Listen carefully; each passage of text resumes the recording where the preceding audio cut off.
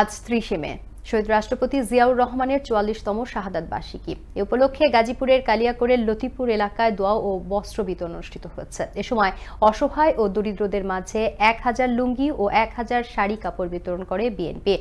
নাটোরে জাতীয়, দলীয় ও শোক পতাকা উত্তোলন, জিয়ার প্রতিকৃতিতে পুষ্পমাল্য অর্পণ, কোরআন খতম এবং কালো ব্যাজ ধারণ ও আলোচনা সভা অনুষ্ঠিত হয়েছে।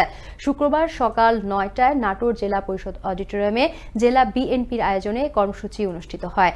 ঢাকার সাভারের হেমায়েতপুর বাসস্ট্যান্ডে মহান স্বাধীনতার ঘোষক, বহুদলীয় গণতন্ত্রের প্রবর্তক, আধুনিক বাংলাদেশের স্থপতি শহীদ রাষ্ট্রপতি জিয়াউর রহমানের ৪৪তম শাহাদাত বার্ষিকী উপলক্ষে আয়োজিত অনুষ্ঠানে বিএনপির সাবেক আহ্বায়ক, ডাকসুর সাবেক ভিপি ও সাবেক সফল মন্ত্রী আমান উল্লাহ আমান উপস্থিত থেকে বিএনপি নেতাকর্মীদের বিভিন্ন দিক নির্দেশনা দেন।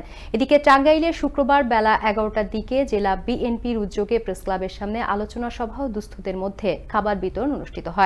অনুষ্ঠানে সভাপতিত্ব করেন জেলা বিএনপির সভাপতি হাসানুল জামিল শাহীন।